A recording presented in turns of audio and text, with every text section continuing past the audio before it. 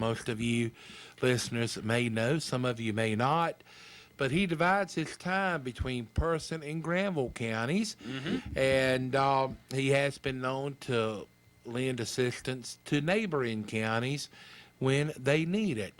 But glad to have Carl here with us on the Gardeners Corner program. Right. And Carl, before we jump in, do you think your new field crops agent, Gary Cross, enjoyed being on the show with us last week? Very much so, and he's thanked me several times for the nice, warm reception everybody here at the station gave to him. So, well, good. So I appreciate that too, and I told him, anytime he has a program he wants to advertise, an extension program, he's more than welcome to come on and talk about it. Yeah, I know he made mention about going to be having a meeting at the Cepho Fire Department. I'm thinking this Thursday night. So farmers that's interested in that, Gary's going to be talking about some different programs that are being offered. And then I think they're going to actually have a meeting there at the extension office, maybe on Friday, but I'm not sure. But the best way to find out more information is just call 336-599-1195 and, tell him you would like to speak with Gary Cross. That's right. And he can give you the information. But those of you folks that farm for a living, it would certainly be worth your time and while to attend, one of these few meetings that Gary has planned. And it would give you the opportunity to meet him. Seems to be a real nice guy, and want to wish him the very best. Right. All right, Carl, here we are. All right. It's mid-November. It's done got cold. What's going on in the landscape? Well, as people can see if they're looking at their TV screen or looking on their computer later on, these are the bags, protective bags of the bagworms, and this is what you'll see this time of year. The bags hanging down on slender threads on evergreen trees, Leland cypress, junipers, and there's eggs, a lot of eggs that are contained in these bags, so it's well worth if a homeowner has bagworms on the evergreen to take them off, because they can reinfest the area very quickly next year. Here's a slide that shows a full-grown bagworm in its protective bag up close. This slide shows the male bagworm moth emerging from the pupal stage, and it flies off to mate with other females. The females, bagworm insects never leave the bag. The males fly and they mate with females in the bag. Then the females change into adults, lay eggs, and then they die. So this is what you'll see right now. Next spring, the young bagworm larvae float down on a silky strand and attach themselves to the plants that they feed on. And in this slide, you can see a bagworm larva just starting to make the bag, making them out of the bits of materials, bits of leaves from the evergreen tree. And it's at this stage when you get the best control. The larvae are the most susceptible to insecticides, as you see here. Once they do make the protective bag, as you see in this slide, it's too late for insect control, because the bags are impervious to insecticides. So the best thing to do now is to go ahead and remove these bags, because if you don't, one bag can have between 500 to 1,000 eggs, and it can quickly reinfest those plants later. So a word to the wise is to take care of that, so you won't have the problem in the spring. Okay, can I use my saying that I use from time to time? Uh-huh. And you know what it is, don't you? I think I do. All right, you want to say it for me? An ounce of prevention is worth a pound of cure. That's right. I knew eventually, after I told you about 1,500 times, that it would rub off on you. Now, Carl, you hadn't got to where whenever you're off giving a lecture that you use that, saying. Oh, sure. Yeah. Well, anyway, just if anybody ever asks you where you heard it from, just to let you know, not to disappoint you, I'm not the one that came up with it. I borrowed it from many people that I've heard over the time. That's right. Well, Carl, here we go. Let's see here. 2 weeks from today will be Black Friday, the Friday after Thanksgiving, where people are going to be out hunting for those holiday bargains. Right. Now, Carl and I will have a pre-recorded show for that day, but we're going to talk a little bit about, Thanksgiving right now, and some of the tasty treats. Whether you enjoy turkey or a ham, make sure that you have some squash pie. That's right. And why did he say that? Because when you buy canned pumpkin in the store, that's exactly what you get. Is blue Hubbard squash, as you can see in the picture right here. The texture, the flesh of blue Hubbard squash is very smooth and creamy, much different than the texture of a jack-o'-lantern pumpkin. And so even though people think that they're eating pumpkin pie made from a jack-o'-lantern pumpkin, in all reality, it comes from blue Hubbard squash. And Libby's is a big processor in Illinois, and they have fields and fields of blue Hubbard squash growing right around the cannery with the growers.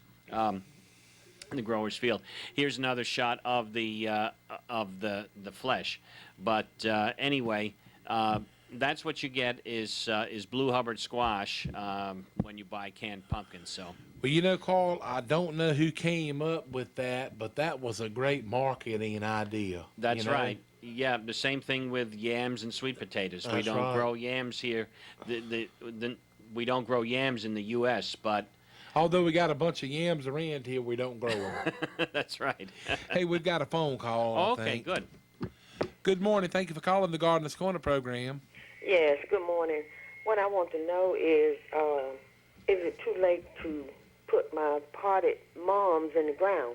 No, if you still have them, go ahead, get them in the ground. Let the root system, get acclimated to the soil. And then once, the freezing temperatures will kill the top back, you can go cut the tops back. Okay, and there's another thing I want to ask. My pears and apple trees have gotten too low to the ground, the branches, and what time of year do you do that? The ideal time is, I would say late February or early March would be the best time. If they're in your way, of course you can cut them down. It won't hurt anything, but just to minimize winter injury, I'd probably wait until late February, early March. Okay, one more question. I haven't used my garden spot in 2 years. Should I turn that soil or just leave that until spring? What you should do right now is to go and take a soil sample. In other words, take several samples in that area, go down about 6 inches deep, mix all the samples together in a pail, and then take enough out of that mixed soil to fill up a small Ziploc bag and bring it into the extension office.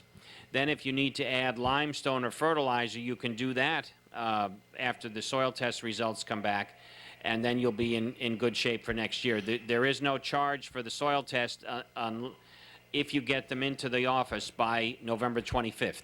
Oh, okay. Thank you. And another thing, after you find out what kind, the amount of fertilizer and lime that you need, you could put that down and till it up into the soil if you wanted to. That's right. And that way you could keep it tilled up. Oh, and when right. you get ready to plant, you would be ready. Mm-hmm. Hey, okay. Thank you. Hey, All you right. had some good questions. Thank you for your call. All right, we got another call.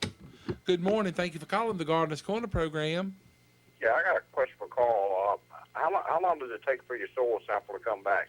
Right now, I was just down there. That's a good question. Just down there yesterday. Right now, it's 2 to 3 weeks. It's increased more so. I cut mine in about 2 weeks ago. I hadn't heard anything yet. Would that be mail or would it be No. send us an email? If you included your email address, just look in your I can't hear you. He says if you included your email address on your paperwork, Yes. just keep an eye. You will receive notification by way of email. All right. The last thing is, once I get it, I'm pretty sure I'm going to need lime, but not something else. But I've been told that you can put lime on any time. Is that correct? Yeah, you can add lime anytime if you need it, sure. Okay. That's all of me. Thank you. Thank Okay, you. thanks, Appreciate you thanks for calling. So you was just in there, you say, and it's about a 2 to 3 week turnaround? It's increased. The time has increased to 2 to 3 weeks already. Well, a lot of people's trying to Get in before the $4 deadline. fee, yeah. Mm-hmm. And I had actually planned to bring some samples in today to get them checked out, but it can really make a difference in the yield of whatever it is that you may be growing. And it's as Carl has said, if you do not test the soils, you're just making an uneducated guess, so to speak. That's right. And when you receive the results of your soil sample test, you may say, well, I'll go ahead and do some of this now and then some of it later. Like the lady was, or the gentleman just called in. You can go ahead and put lime on now. You can put lime on anytime. And then maybe you want to do fertilizer at planting time or just before. We got another call. Good morning. Thank you for calling the Gardener's Corner program. Yes, I have a question. I know on the last program you all were talking about pecan trees. Yeah. My mother has 3, and they were producing up until about 3 years ago when she had some trees topped, and they were topped also. Is that put a hindrance on them producing? Can you say that last sentence again? I'm sorry, I can't hear. She said that There's something wrong with the mic here, I think. she says that her mother has 3 pecan trees. Yeah, no, And okay. that about 3 years ago, she had some trees topped, and the pecan trees were topped as well. Right. And since then, the pecans just have not produced and bared as they did before the trees were topped. And she just wonders, does by the topping of these trees, were they, did that cause problems? Okay, maybe the year after they were topped, I don't know. Can you hear me now? No. Yeah, Okay, let's see. I'll tell you what. Try that. Talk right there, Carl. All right, how about now? Very low. Let me use this. All right. All right, this should be better. Hello? Is that better, ma'am? No, that's worse. Oh, Lord. Okay. All right. Well, tell you what. Can you hear me okay now? I can Or hear maybe you. you... I tell you what. If you would, do you have any other questions?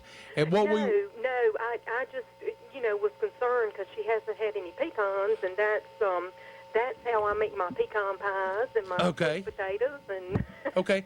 All right. I'll tell you what. We'll give you just a minute to hang up and get in front of your radio or TV, and Carl will address your question. All right. Thank you very much. Hey, thank you for calling. Bye-bye. Okay, Carl, again. Yeah, hopefully they can hear this on the radio. Yeah. Okay. Yeah, with pecans, if the trees were topped, it might, and if it were topped severely, it could have affected the production the following year. But if it's been a few years ago, it's doubtful whether the pruning is going to have any influence on the bearing right now. Pecans, there's a lot of different things that have to go on with pecan pollination and fertilization. And if we have spring weather that is cold and wet, the pollen from one tree might not be viable, or the female flower on the other tree might not be receptive to receive the pollen. And one thing I didn't ask was, first of all, if you know what kind of pecans you have. Were they grafted trees when you bought them? Do you know if they actually are named varieties? The Stewart is best planted with either a Pawnee or a Cape Fear for best pollination, or if the trees came up just from a nut and is just a seedling tree, then getting other varieties is not much of an issue. Native trees can pollinate each other with no problem. So one thing that you probably should do is to take soil samples. Go out to the drip line of the trees. That's the area where the longest branches extend. Dig down about 6 inches deep, go around the tree, mix all the samples up together in a clean pail, and bring about a pint of that mixed soil into the extension office, and we can send it down to NCDA. And then this way, if your tree is lacking for nutrients, or if the pH of the soil is low, that can be easily corrected. Well, Carl, I know when we have talked about, pecans, and you have shown some slides, about how the pollination and things occur in pecans, that a lot of little things have to fall in, exact places and all for this to occur. That's right. And I know a few years back, my neighbor had an abundance of pecans, as did a lot of other people. But, it's been probably, 3 or 4 or 5 years since it was a really good pecan harvest around here. And it can be at times it might take several years before you do get a good crop of nuts produced. And a lot of the pecans are raised, around Georgia, Alabama areas, and but it really is neat when you have, your own pecans and things like that. But it really is, I guess there's so many different things that can come into play with any kind of fruit tree or vegetable garden. But with the pecans, it is a tremendous amount of things that have to fall in place exactly right to get a bountiful crop. This is the female flower. This is what the female flower, and actually the immature, what the immature pecan looks like after it's pollinated. So this is the female flower, along with the small immature pecan nut attached, or the embryo, and this is the male structure. This is the catkins that hang down. They're long structures that produce the pollen. And so, again, the pollen has to be viable in order to fertilize the female flower to get good nut production. Well, that was a good question, but as Carl has said numerous times, whether you have fruit trees, whether you have just a landscape, maybe you've got a garden, can't stress it enough, take advantage of the free soil sampling that is available to the residents of North Carolina through the North Carolina Department of Agriculture. But you've got up until the 25th to qualify for the free soil sampling. If you get your soil sampling done after November 25th up until March 31st, it's a $4 per sample fee. Right. So just bear that in mind. So you got a little bit less than a week and a half to get your soil samples turned in. Actually, you've got to get the samples have to be on the loading dock of at NCDA on the 25th. Okay. So if you want to send it in, you need to give at least 4 or 5 days time to have it to bring it to the extension office so that it can be sent down to NCDA. Okay, we've got another caller. Okay. Good morning. Thank you for calling the Gardener's Corner program. Hello. Hey, good morning. Good morning to both of y'all. I have a question for Carl about blackberry bushes, please. All right. Can you hear me? Okay. I know about cutting the old canes that die back every year, and your new growth is on the next year's new canes. But I noticed in the last 2 years I had this powdery type insect or some type of infestation. Does that affect the amount of berries that you have? Does it kill the plants in any way? All right. When you said a powdery, describe it better. What color was the powder? It was white. Just a powdery residue on the leaves? Yes. And maybe at some points there were actually on the wood stems too, but mainly on the leaves, and the leaves would die back early. I don't know what that would be. Was it easily rubbed off, or did it stay? Was it sticky? Yes, you could rub it off. It looked like it might have been some type of little white mites or something. Some type of little white insect in the powdery Could be stuff, too. could be aphids. It's hard to say without Okay. seeing them. Well, would that just affect the leaves, or would it affect the kill the plants back? No, that won't kill the plants. So your plants should be okay. One other quick question: when's the best time to fertilize your blackberry bushes? In the spring, just before new growth starts. Okay. Thank you so much. Okay, thanks for Okay, calling. you have a good day. You Thank too. Bye-bye.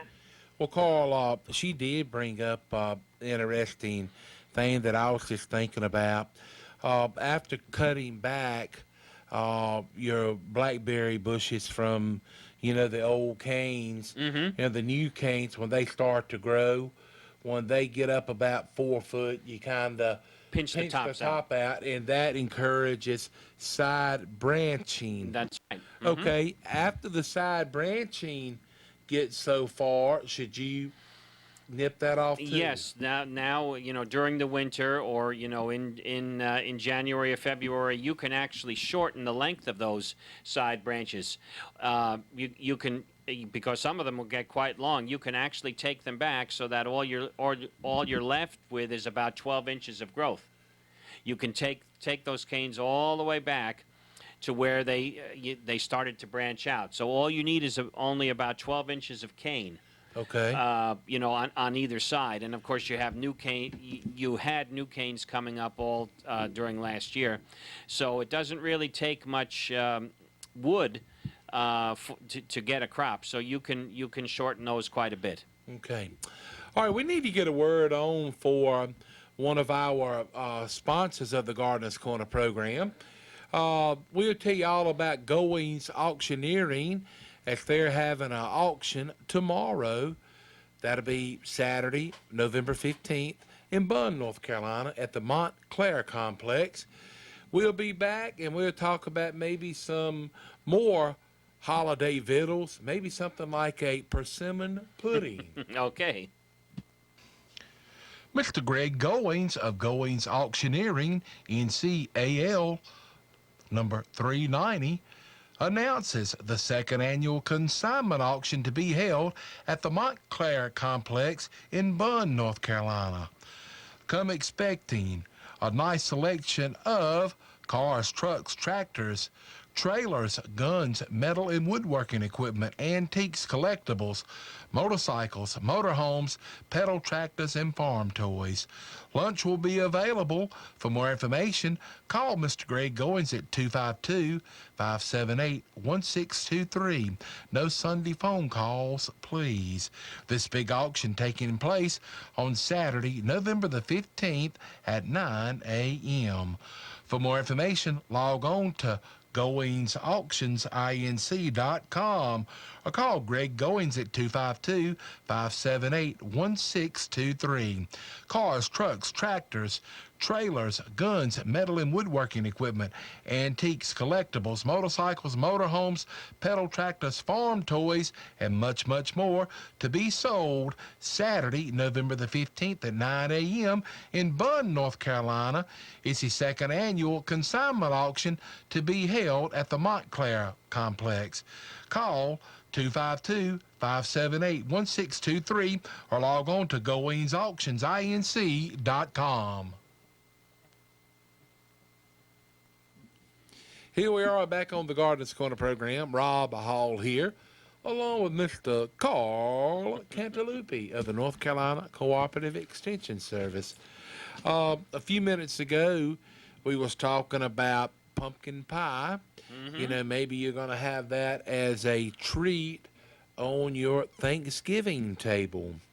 Also, something that would kind of be a tasty treat, and don't turn your nose up when I say this, but a persimmon pudding. That's right. And for those of you that have, know what I'm talking about. I don't know if Carl ever has or not, but if you have never tasted a persimmon that was not ripe, if anybody ever tries to get you to do it, pass on the opportunity. But if you do it, have you ever heard the expression that it will turn your lips inside out? That is pretty much true, because it is extremely sour and bitter.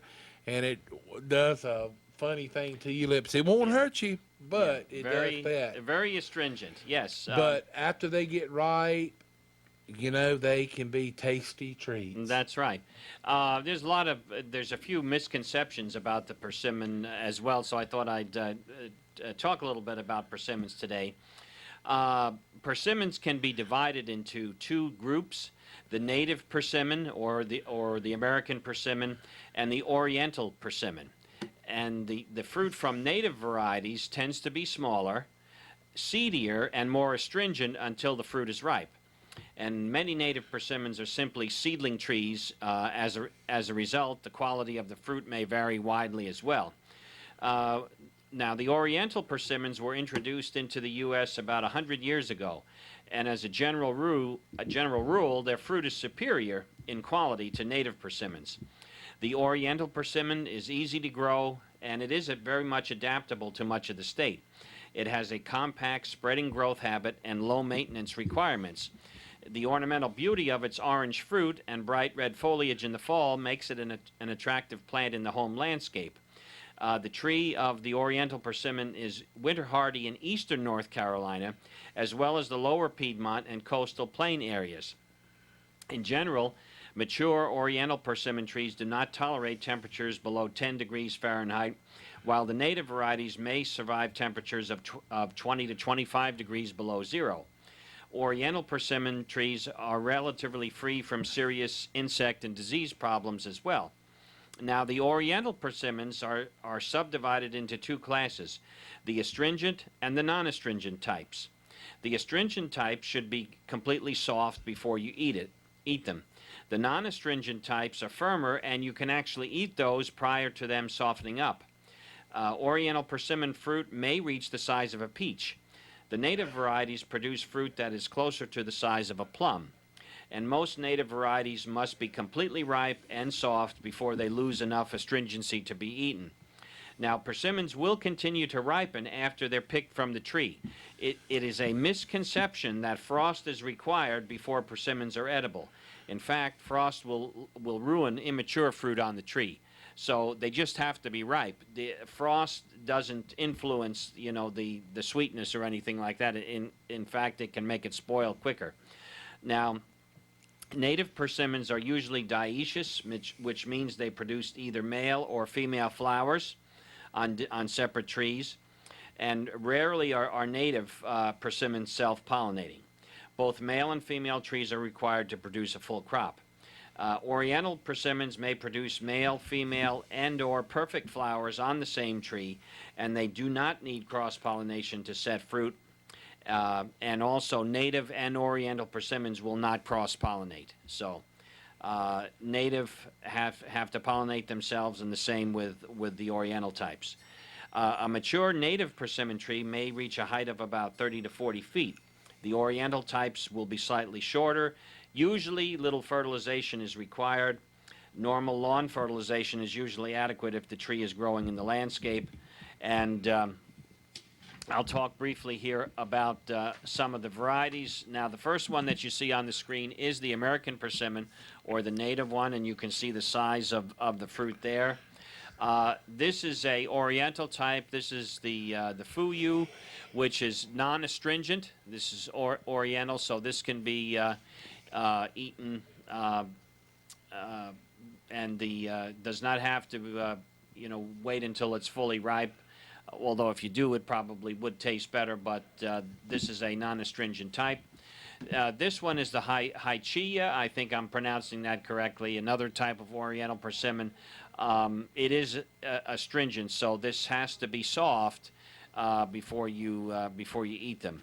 But anyway, those are a few of the varieties. Persimmons generally bloom late enough in the spring to avoid spring frosts. The trees grow well on a wide range of soils, although they grow best on loamy, well-drained soil. And with other fruit trees, a soil pH of 6 to 6.5 is optimum. Persimmon trees will withstand drought, but fruit size and yield are reduced. Also, adequate moisture is required to produce a sufficient shoot growth and formation of flower buds for next year's crop. During extended dry periods, irrigation should be provided to the trees on a weekly basis. So that's a little bit of persimmon culture, and I've seen a few of them. I've seen very large native ones in the area, and it's a good fruit, as Rob says. Once if they're ripe, they can be really, really tasty. Wonder how it would be a prune and persimmon pudding. Well, it sounds good. I like prunes. Mm-hmm. I like persimmons. I And, don't know how they would be together. and remember, as my college professor always used to say, all prunes are plums, but not all plums are prunes. You know what? I knew you was going to say that. You did. I did. That means, of course, a prune is a dried plum. So all prunes are plums. That's what they start out at.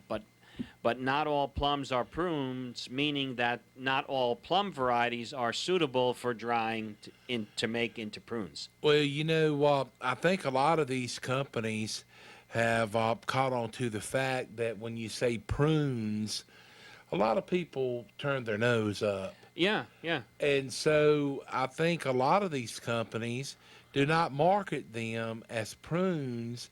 They market them as dried plums. Okay, yeah. But I enjoy them. I really do. And they, get the rap of,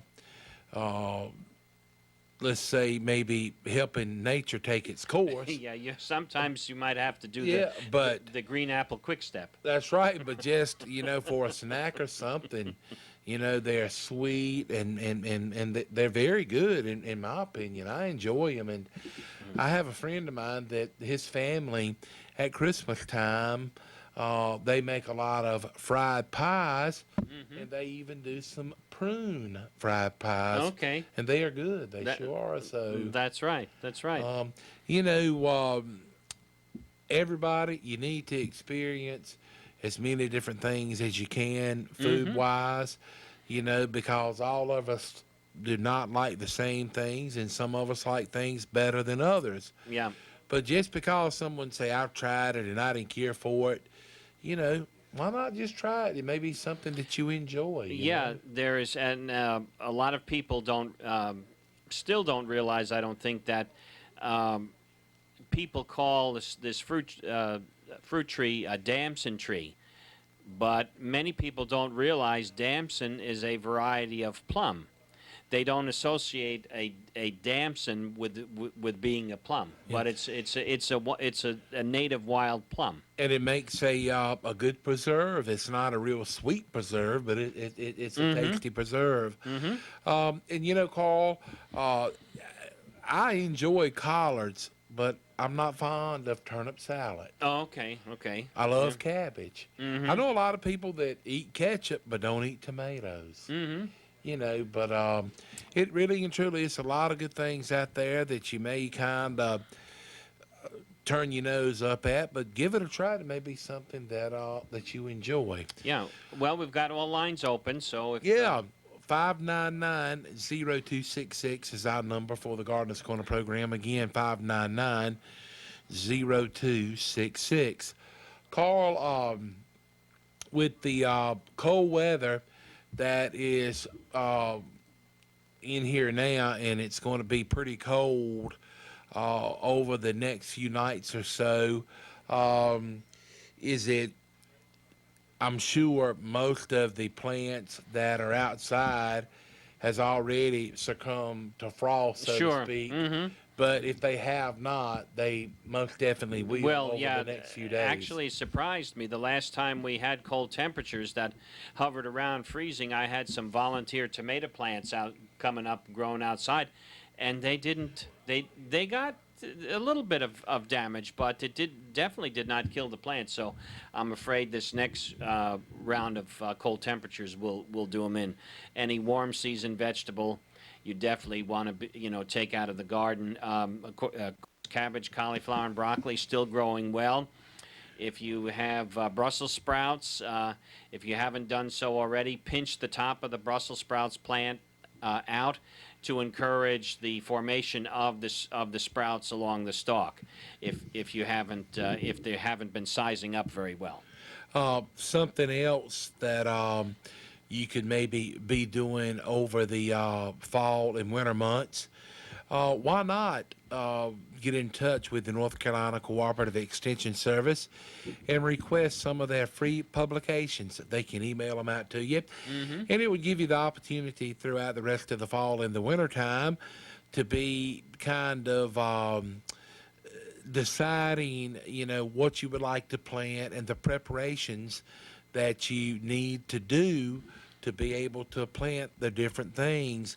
And it will also, if you get the vegetable garden planting guide, it will give you some suggested, dates of when you can plant. Right. And if you want to start maybe some seeds inside for, transplants, you can do all that. But the North Carolina Cooperative Extension Service is there to help. Right. They are not there to hinder you in any way, shape, form, or fashion. They are there to try to make whatever you're doing better. They are only one telephone call away, and they will be glad to offer advice if you're having problems with any given, thing. Everything from livestock to hay crops to organic gardening and things like that. They've got a wide variety of knowledgeable people that if you've got a problem, if they don't know the answer, they have the resources to help track down a good answer. Right, and just made me think of something, Rob. You can actually, even though it's cold outside, you can extend your gardening season indoors if you want. If you have a room in the house that has a south-facing window, gets plenty of sunlight, you can use any type of container that you have and sow some vegetables and just have them growing in containers. Maybe a couple of snap beans in a pot, can produce a lot of beans. Tomato, start tomato seeds indoors. A lot of the varieties, the small cherry type tomatoes are genetically dwarfed, so they won't get very big. You can have those. Of course, lettuce you can seed, so you can actually have an indoor kitchen garden all throughout the winter. All you need is a good south-facing window that gets plenty of sunlight, and you can grow a lot of vegetables. Peppers and sure. Things like that. Yeah, now they'll take larger containers, but if you've maybe have a sliding glass door that faces the south, that would be ideal. You sure would, and you could enjoy some of those throughout the wintertime. And as Carl said, if you did have some of the cherry tomatoes planted, when you get ready to have a tossed salad and have fresh tomatoes, that would really be good. That's right. We need to get a word on for T.G. Brooks Company. Speaking of tossed salads, you know what would really go good with a tossed salad, Carl? What's that? One of those hand-cut ribeyes from T.G. Brooks Company. They've been selling them for a long time, and a lot of people enjoy them. So head on out to T.G. Brooks Company for your hand-cut ribeyes and much, much more. Here's more information about T.G. Brooks, in business since 1936. Here it is, November, Thanksgiving month. It's time to start preparing for Thanksgiving and the holidays ahead, picking up your cold weather supplies and needs, and time for wood stoves. Hey, where can you get Taylor wood stove parts? T.G. Brooks Company, of course. And they have the Comfort Glow infrared heaters for the cooler evenings. Hey, it's time to be thinking about that country cured ham and some hoop cheese. People from miles around come to get those hams and that hoop cheese. It's also the time to do last-minute lawn preparation. On some warmer days, you can still utilize that day to spread seed, fertilizer, and spruce up the yard. Then next spring, your yard will have a head start. Right now, the leaves are really rolling in. Remember T.G. Brooks Company for your rakes, tools, and needs for the lawn. Remember them for your turkey cookers, and they also have racks, thermometers, cooking oil, and all the instructions that you need. All you need is the turkey. T.G. Brooks stocks pots and cast iron and aluminum pots and double gas burners. Cold weather means a check on your stove, pipe, and pipe fittings, 6-inch and 8-inch, and they have stove mats also.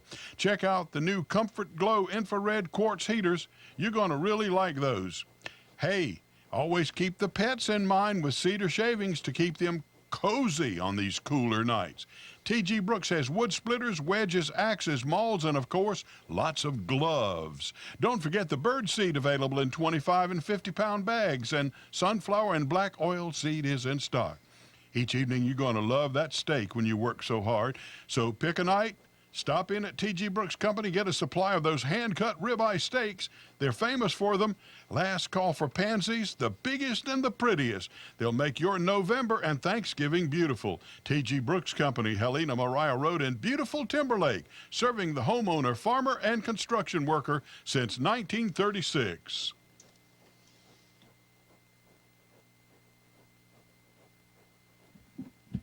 Here we are back on the Gardener's Corner program. Carl, we got a telephone call. All right. Good morning. Thank you for calling the Gardener's Corner program. Good morning to the both of you. Good morning. Thank you for calling. How you doing today? I'm doing just fine. I have a question to ask you. I've heard that if you want to plant a peach tree by the seed they put in the ground during the cold weather.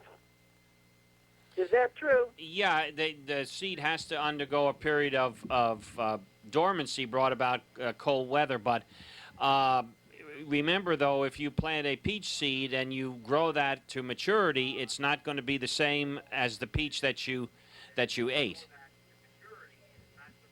Can you hear me? Oh, she's got I can hear her radio on. Okay, she's listening. Okay, ma'am. You want to turn your radio off for a minute? We're getting a time delay.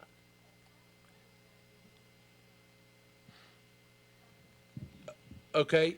Can you still hear us? All right, thank you. Okay. All right. Well, Carl, go ahead, and if you would. All fruit trees do not remain true to type if you start them from seed. They will revert back to, the genetic variability is very, very great.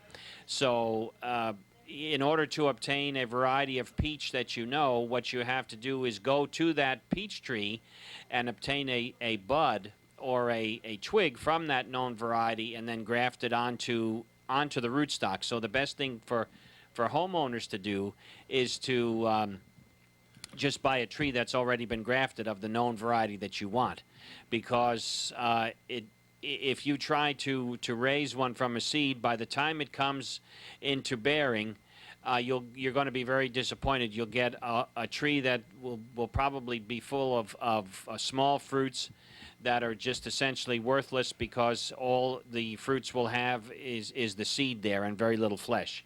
So, well, Carl, that's something else that the North Carolina Cooperative Extension Service can offer. If you contact them and let them know that you would like the name of some different places where you could order fruit trees, they have a list of different nurseries and everything. And they also have a list of the known varieties that produce better here in this area. Mm-hmm. And but going back to the lady's question, wanting to know if she took a peach seed and planted it, said she had always been told that you had to do that in the cold part of the year. Right. And Carl said that is, pretty much true. Mm-hmm. But I don't even know any variety names of peach, but whatever seed that you plant, you will not have that same kind of peach, as Carl just said. And I know it sounds crazy, and I know a lot of people are into do you say it, heirloom tomatoes? Heirloom tomatoes, uh-huh. Where the seeds have been, saved from year to year to year to year. And, a lot of the heirloom tomatoes are odd shapes. They have a lot of cracks and different things in them. And they're not the prettiest tomato, so to speak, as a lot of the other hybrid varieties. Right. But if you enjoy the heirloom tomatoes, nothing at all wrong with that. No. But I guess in a way is what I'm saying, and Carl may agree or disagree. But a lot of the varieties of different things that is out now will produce far better for you than maybe you trying to start some from seed yourself of seed that you have saved year to year. Yeah, depending if it's an open pollinated variety, so like some tomatoes, for example, are open pollinated, and you can save the seed and it'll produce the same tomatoes, the same quality, year after year after year. But if you use a hybrid variety and save the seed from the fruit of a tomato, for example, you're not going to get the same genetic characteristics as you did with the hybrid variety. And so plant breeders have a real tedious job to do, because in order to make a hybrid variety each year, you have to take the pollen from the male flower and put it on the female flower, and to do the cross pollination. So that's why hybrid seed is more expensive, because you have that tedious handwork of pollinating to ensure that those seeds are going to retain that hybrid characteristic that it has between the both parental parents. And if you do buy, hybrid seed, the germination rate of it's going to be better. Now, I know some guys that plant the sorghum every year for molasses, and they save their seed year to year. And nothing at all wrong with that. But, unless you've got one particular old-time variety of something that you're fond of, it's sometimes more trouble to save the seed than it's worth. You can buy fresh seed or transplants, each and every year. That's right. But anyway, I think that's going to about do it for us today on the Gardener's Corner program. Any closing remarks, Carl? Just remember, get your soil samples into the extension office as soon as you can, to allow enough time to get down to NCDA's soil labs before the $4 fee is imposed on November the 25th. Don't be in a rash to get everything pruned. With most plants, best time to do it is when the cold weather has passed, and the plant will resume active growth very quickly. Be sure that all your tender plants are inside now, and continue to harvest cabbage, cauliflower, broccoli. Pinch the tops of Brussels sprouts plants out to encourage more bud formation on the stalks. Okay. Well, we appreciate all of you all tuning in. Thanks to our callers today. We had some really good questions. And we want to wish you and yours a happy and safe weekend. And we'll see you next Friday for another edition of the Gardener's Corner program.